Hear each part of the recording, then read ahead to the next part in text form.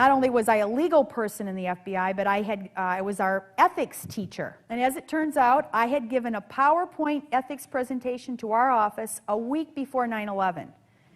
And there were a couple of slides in that ethics presentation, one of which is, we owe our highest loyalty to the U.S. Constitution, never say or do anything to prevent institutional embarrassment. Remember, your highest loyalty is to the Constitution. That was one, and then there was another one, do not puff, shade, skew, massage, tailor, firm up, or otherwise, exaggerate the facts. And both of those were being violated just really essentially within days. And I wasn't the only one to give that PowerPoint. That was given nationwide a week before 9/11.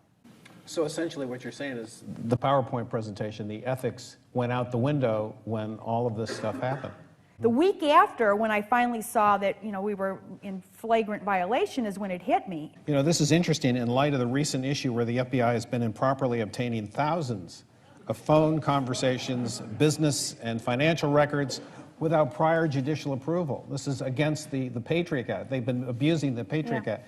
Now, do you think that this is like an overreaction as a result of what happened with 9/11? The common phrase is 9/11 changed everything. Well, it does change everything, but it's kind of a self-fulfilling, neocons say we make our own reality. So if you make your own reality and you say 9/11 changes everything, well then it does. And certainly you have a pendulum that swings from actions that are over here, and certainly we want to have emergency exceptions always. That's one of the key things to have, is an emergency exception so that you don't have those barriers and those obstacles. But you have a pendulum that swings from here way over. And what I argue is that when it swings way over to this over-collection, attacking countries that had nothing to do with 9/11, torturing, which isn't even good for, it's not even good to get good intelligence, all of these things that we've done in a senseless, reckless, non-thinking way don't help us. I'm the teacher of the agents, and I always say this is a green light. And I always felt bad because I knew that as this was happening, it took a couple years for it to fully swing this way, but as it was happening, you saw it happening. And you knew that people were going to get in trouble. Now, these national security letters, I had a role in those initially when they were first done, and they started off judicious. There were only 8,000 done in 2001. Then they went up to, I don't know all the years, but the final year in 2005, 56,000. And so since 9/11, there's been probably well over 200,000. And these national security letters, for people who don't know, you obtain credit records, bank records, your telephone tolls, your email records, not the content of your emails, but the to and froms you obtain with those. And actually, post office records, it was broadened once in Patriot Act 2. So what we're doing is we're flooding the system with a ton of information. And this is just one area where it's an overreaction. And this was a pretty risky thing to put this memo out. As it turns out, I now recognize if the media hadn't gotten it, Time Magazine got it pretty quick, I think New York Times, I'm not sure what other, but if they had not actually gotten a hold of this memo, in all probability, I could have been fired. Once the media had it, it almost forced Director Mueller to not fire me. Although there was about a week where this was a little bit in question. They called Mueller and Ashcroft that weekend on the Sunday morning news shows. And Director Mueller pretty quickly said, no, she won't be fired. But Ashcroft, it took about 3 times of asking him before he finally kind of just went like this. Now, before your testimony, before the Senate committee, you had a meeting with Director Mueller. Can you tell us about that? June 6th, which was the night before I was going to testify. I think that it was pretty unprecedented that I had been called to Congress. In the FBI, if you get called, first of all, you're always high level. The director testifies. Sometimes lower assistant directors testify. Sometimes maybe even the head of organized crime or something would testify. No GS-14 we had some supervisor whistleblowers the year before who testified about a double standard, but even they, I'm not quite sure if their stuff, their material that they were presenting wasn't previewed. I'm not sure about that. Mine, I didn't allow to be previewed. So here I am, kind of a real unknown quantity, and we'd had our Phoenix agent doing this the 2 weeks before, and the FBI, of course, tries to get the person on their side.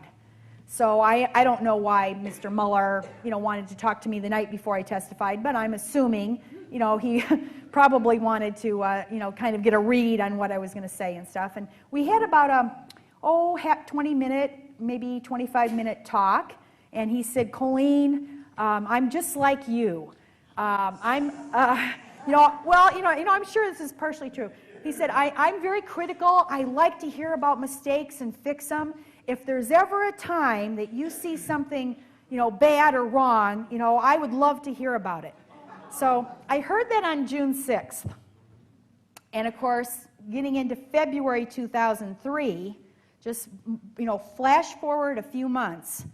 Now I've got Director Mueller standing idly by as Vice President Cheney says that Mohammed Atta, the 9/11 hijacker, met with Iraqi intelligence in Prague.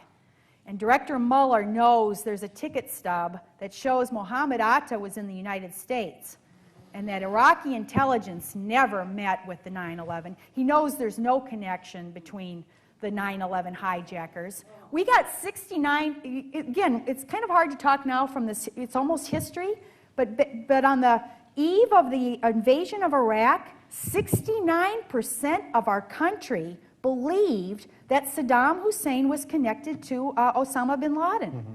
And it was carefully put out that way. And George Tenet, not just Mueller, but Mueller and Tenet were standing there allowing this to happen when they should have been, they should have been whistleblowers in essence. So I decided, okay, I remembered back to June 6th. He said, anytime.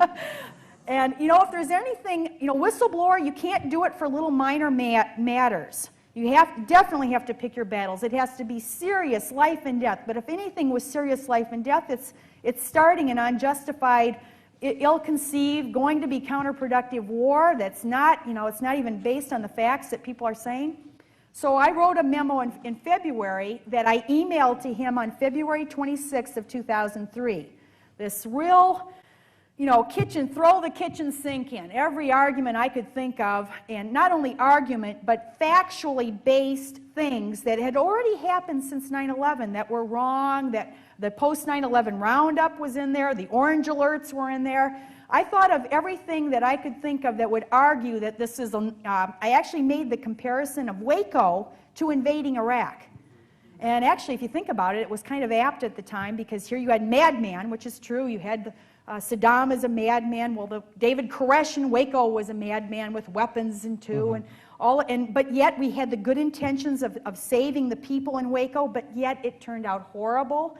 So I had made this big analogy in my paper, sent it to him February 26th, and never got a word back. No response back. The days tick by, and then I get to March 7th, and now, of course, we're have all of our troops ready to invade, and I didn't know what to do, so I went to the paper. When did you first hear the name Zacarias Moussaoui? Let's see, this would have been August 16th. The flight school had called our agents. They went out and they investigated, and within a couple of days, they already really had a very good idea that this was something quite suspicious. The agents did a great job. They had a lot of facts. They put it down in about 16 pages. They sent out leads immediately to England and to France. And I don't know how many people now have read the 9/11 Commission report, but the 9/11 Commission report has a lot of this in there, the various suspicious things. It's a lot more than what you saw in the paper. And then here's the bad thing. Our headquarters, we were seeking then a warrant to search not only his laptop computer, but his personal effects. The law has, average people, unless you're a defense attorney, don't know all these technicalities of when you can search and when you can't. But if you have somebody who's involved in espionage or terrorism, you can get a secret court warrant, and it's the most appropriate, it applies. But you got to go through headquarters. An agent can't do that on their own. You can't go to a district judge.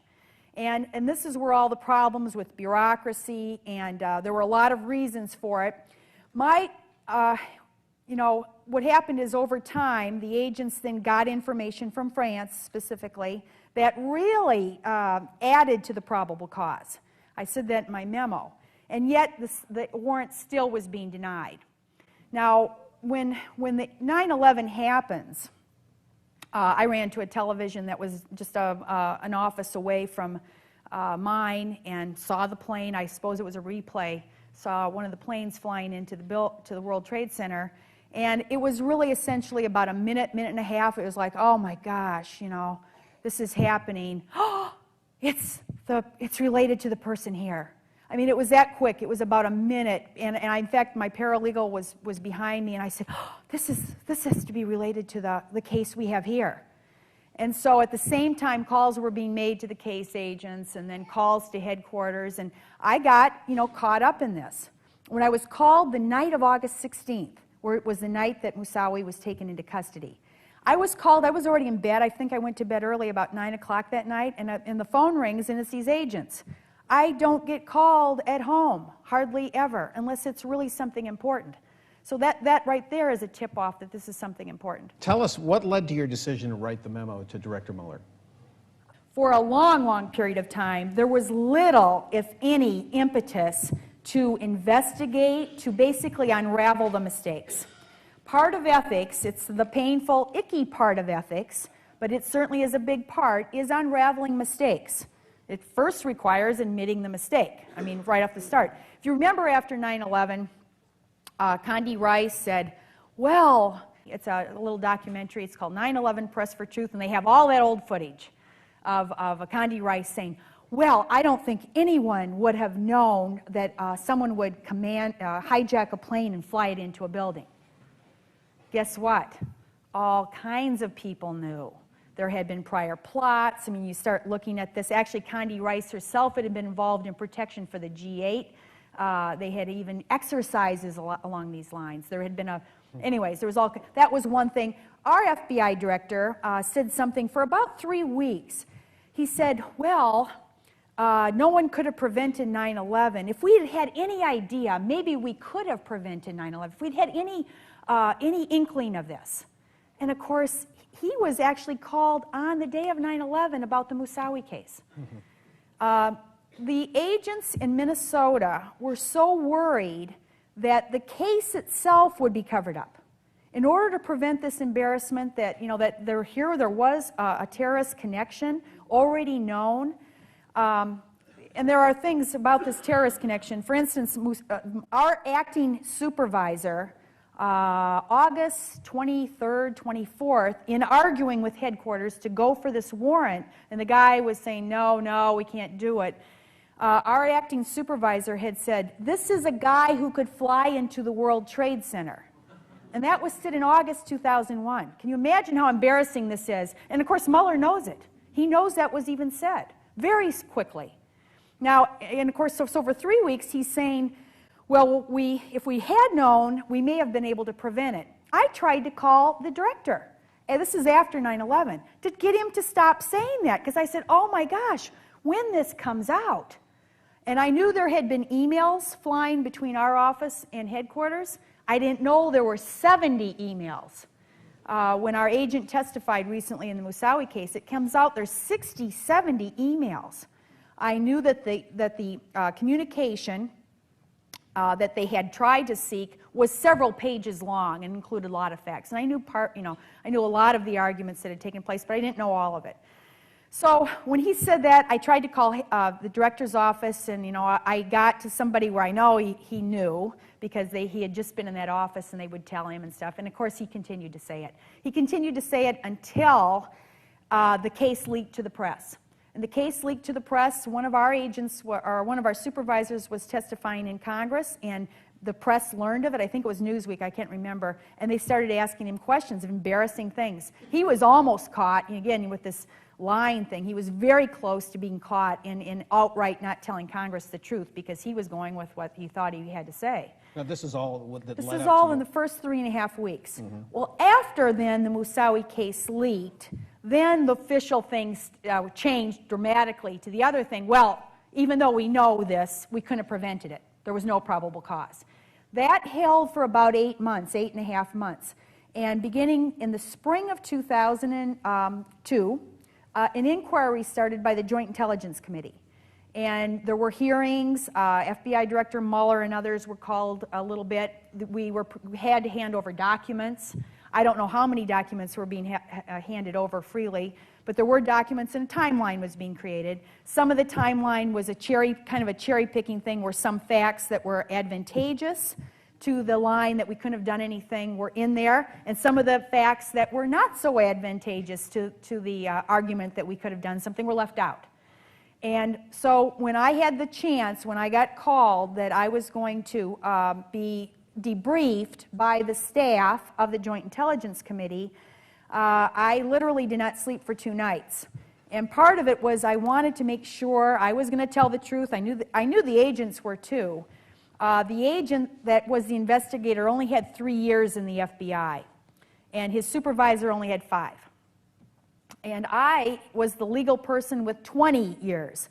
As it turns out, the crux of this was a legal argument in this Foreign Intelligence Surveillance Act court, probable cause. So I knew that my part of this was going to go to the crux of it, which was the legal argument, and our headquarters was kind of resting its hat on. So I determined on the second night of not sleeping, about 3:30 a.m., and I said, oh my gosh, this is ridiculous. I keep going over in my head everything I'm going to have to tell them. I don't want to forget anything. I am going to write it down.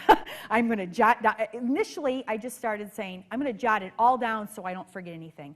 And I went to the office. I got up at 3:30. I got up because I wasn't sleeping. Got up, drove to the office, and about 4:30, I began typing on my computer. I typed all day long with interruptions, of course, but from about 4:30 till about 8:30 at night, I was typing this. I had about 8-9 pages done. And about that time, it dawned on me, I got to do something more. And what dawned on me was that we had not had an investigation. You know, our FBI had an Office of Professional Responsibility, like its own internal affairs. And if anyone had asked them to investigate, it hadn't happened. And I also knew about the Phoenix memo by that time. Of course, before 9/11, no one in our office knew that a whole other office in Phoenix had already written up a memo asking the FBI to look into flight school training. No one knew that before 9/11, but of course we learned of it about a week or 2 later. Not only was our office, but here was another memo. And it turns out there's even something more than that, and that is that 2 hijackers who were on the CIA's terrorist list had come in here to California. The landlord for the place they were living was an FBI source. I mean, it's just incredible. We had an FBI agent in New York. Now, when you're asking for facts to be unraveled, this will always be the case. I didn't know all of this. I knew about the Moussaoui case, and I knew certain things were being covered up, but I didn't know the whole gamut. But I knew enough to know that we had to really unravel this. And again, there was a lot of resistance to having a full investigation. Well, before we get to some of the points in the memo here, because I think it's important to remind people of some of these points, let's have a brief timeline of events here with this. Who received the memo and in what order? Well, so on May 21st, I only had, I don't know, about 4 or 5 days lead time from the first call, and 2 of those nights I wasted by not starting. So I only really had about 3 days to put this together. I flew to Washington, D.C. on May 21st. I was, knowing I was going to give this memo, and that's what I meant, that little comment in the thing was, I know it was going to ruffle some feathers. I had no idea it was going to become public, but I knew that, by saying these things about my management, it was not going to be a happy time. So I was quite nervous about the whole thing. I talked to the staffers themselves, but this is so long, you don't want to hear it. I was in the FBI space when this interview took place with the staffers. And the staffers themselves were all retired, Secret Service, CIA, Department of Justice, and FBI. And actually, I wasn't even sure that my memo would make it out of the staff. One of the people that was the head of the staff doing the FBI was a 31-year-long retired FBI agent legal counsel. And I don't know that this is the case, but he had been alleged to have obstructed a prior inquiry on Waco, the Danforth inquiry. And he was the one doing the 9/11. And I think he's a good guy. I knew him and stuff, but I had the tiniest bit of doubt. So I had minders from the FBI in this interview. So when this interview, it's about 2.5 hours, I tried to remember, and I told them most of these things. But when the interview was done, they said, do you have anything else to add? And, and I pulled out of my case, I said, well, if I did forget anything, I wrote it all down in this memo. And so I gave them the memo, and then I proceeded. I had copied our internal affairs, so I had to find that office in the FBI. And of course, the memo itself was directed to the director. So I had to find the director's office, and of course the FBI, the Hoover building is this maze, and walking through the FBI at that point, my knees were just about like mush trying to find these places, and knowing I was handing this memo off. And then, after I'd found those two offices and dropped them off, the night before I left to fly to Washington, I tacked. I said, you know what? I'm only handing this off mostly internally. And again, being afraid of the staff possibly not filtering it, I said, you know what? I'm going to take it directly to some of the senators on the Joint Intelligence Committee. What I didn't appreciate, to be honest, at the time, and I've now, of course, had many occasions to listen to people like Ellsberg and others that have explained that, these three branches of government often treat each other as the enemy. And I frankly did not understand that the executive branch and the legislative branch, especially when an inquiry was going on, the reason I picked Dianne Feinstein and Richard Shelby, it turns out I don't think Richard Shelby was the best person to give it to, but I gave it to him. And the only reason I picked those two is I saw that they were people asking questions in the Joint Intelligence Committee. And I went to the Senate Hart Building and found their offices and handed their staff in closed envelopes. I went home, flew back home. A day later, it was a whole 24 hours later that I get this call about 6 o'clock in the evening that CNN has heard that there is some memo written. And I went, oh my gosh. The next day after that, I had somebody in our headquarters call me who had heard our head people, I'm not sure who this would have been, but I'm assuming the highest levels, talking about firing me. You say in the first part here, the issues, Director Mueller, are fundamentally ones of integrity and go to the heart of the FBI's law enforcement mission and mandate. The Minneapolis agents who responded to the call about Moussawi's flight training identified him as a terrorist threat from a very early point. As the Minneapolis agents' reasonable suspicions quickly ripened into probable cause, they became desperate to search the computer laptop that had been taken from Moussawi. Even after the attacks had begun, the supervisory special agent in question was still attempting to block the search of Moussawi's computer, characterizing the World Trade Center attacks as a mere coincidence with Minneapolis's prior suspicions about Moussawi. Yeah. Now, how could this guy possibly think that this was a coincidence that just at least couldn't be explored or looked at? We can talk about denial because it occurs on every level all the time. Global warming is a great example. I mean, I think it's a natural human thing that when bad things happen, look at Jeffrey Wigand and tobacco smoke, denial for how many years that smoking cigarettes causes cancer. And so this is not, and again, this was pretty darn quick, but I actually was on the phone. I suppose it's an hour and a half into the attack. I don't even know exactly where we were in the timeline. When we then call headquarters to try to finally, at that point, say, oh my gosh, you've been saying no, it's happened. I mean, I know this is exactly, it's happened now. We have got to get the warrant now, come on. And the person, in my phrase to the person who was the supervisor not allowing this to go forward, I said, at this point, if this is not related, it has to be the hugest coincidence. And he picked up on it and said, yes, I think that's what it is, a coincidence. Well, and don't do anything. Of course, headquarters, their purpose is to coordinate different office actions. And so they would always say, well, don't your office do anything. You might ruin some other office. I mean, that's always the thing that said, you know, don't do anything without our say-so.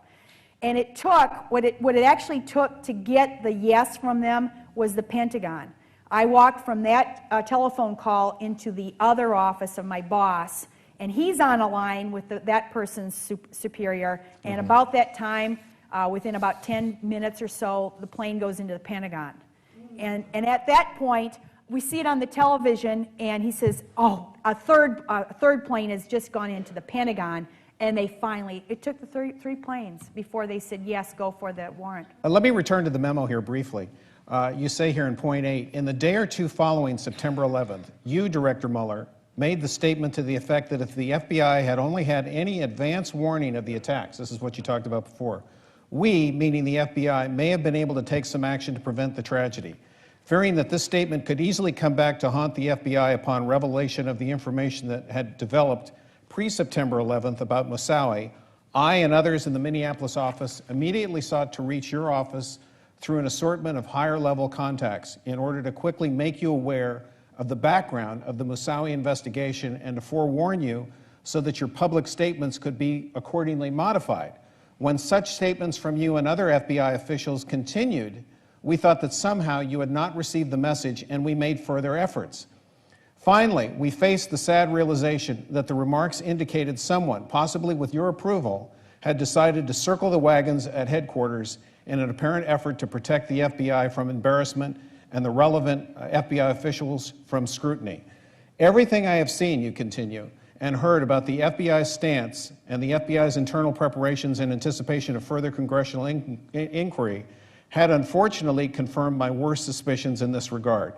Now, you're talking further along in the memo where they made a corrected statement, and you say the official statement is now to the effect that even if the FBI had followed up on the Phoenix lead to conduct checks of flight schools and the Minneapolis request to search Moussaoui's personal effects and laptop, nothing would have changed, and such actions certainly could not have prevented the terrorist attacks and resulting loss of life. With all due respect, you say, this statement's as bad as the first. It's a comforting statement, though, to thousands of government employees that we couldn't have prevented 9/11. And pretty much most people had something they had done wrong. And it went from the lowest levels, the visa stampers. We had visa stamped and sent to Mohammed Atta 2 months after 9/11. We had the security people, now you've seen on videotapes, that let Atta by even though they stopped him briefly. Those were the low levels, and of course then you get to the mid levels, like maybe the management in the FBI. You get to the director levels. At the director level, one thing that I didn't know when I wrote the memo, I didn't know that George Tenet had been briefed on the case. Now it took the 9/11 Commission to actually point blank ask this. Now, and he wasn't just CIA director. There's so much disinformation and misinformation. George Tenet was the director of Central Intelligence of all 15 agencies. And this case it was stopped at a mid-level in the FBI, but it went right to the top in the CIA. And he was briefed in a PowerPoint sometime August, again, it was August 23rd, 24th. I think it was entitled Fundamentalist Learns to Fly. On the morning of 9/11, there had been one tiny little leak. Somebody having breakfast with him, that somebody ran in and said, George, Mr. Tenet, there's an attack. And the first words out of his mouth was, I wonder if it's related to the Minnesota. So he was like us. He had that first, he knew right off the bat. Now, why didn't George, again, all of these things, it's not to find fault or criticize George Tenet. The reason for unraveling this is because the fix, the remedy that we do afterwards so that we can try to prevent this from happening again depends on what the mistake was. Now, if you know that the information, in fact, made it to the right person, then you don't have the same types of fixes. Now, one of the fixes after 9/11 is that we have a new intelligence czar. But in fact, that isn't kind of it doesn't really help much because that wasn't the problem. It had made it to George Tenet all the way up. There were at least 2 or 3 ways that 9/11 could have been prevented. One is, of course, if that Phoenix memo, which requested information requested investigation of flight schools. And if that had been done quickly, as it was urgent, it was an urgent memo, and if it had been read, the guy denied he read it afterwards. I don't know if it's true or not, but he denied even reading it. Of course, Alberto Gonzalez, forgets a lot of things, so maybe, who knows. But one way was if the FBI had reacted quickly, it's possible that some of these other people, like Mohammed Atta, might have stood out, and maybe another flight instructor, as the Minnesota one, would have put us on the trail. That's one way. That's probably the least likely way. The second way is that Moussaoui, if it had been searched, his personal effects, it's not his laptop, there's a lot of misinformation, but his personal effects connect to the masterminds. This Ramzi bin al-Shib and stuff, his personal effects, it takes investigation, and it takes a few weeks to do that, because it's through a fingerprint and other things. But it connects directly to the plot. That's the second way. The third way is just for George Tenet, with all of the information he has, 52 warnings to the FAA, 5 or 6 which were to access the cockpit, I think, or hijack planes. All of this information that's available to him, that he had to order the cockpit, or at least give the information so that the cockpit doors would be hardened and bolted. There are people now in aviation that have said this is the easiest way to prevent that kind of attack. Is that, and you know what it costs? At the time, people would say, well, we couldn't have possibly done that. Bolt the cockpit doors. We did it immediately after 9/11.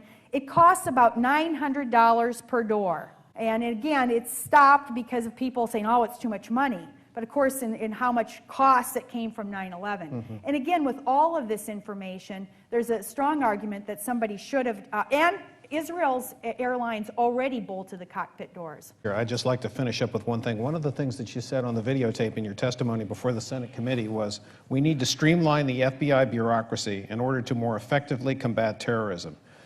To your knowledge, has the FBI changed? Are we more secure than we were before 9/11? Well, the FBI is just one of 16 agencies. So it really, even if the FBI was doing everything right, it wouldn't really much matter in the scheme of things. Some things have improved, I think, in the FBI, but then many things have not. It's like 1 step forward and 2 steps back.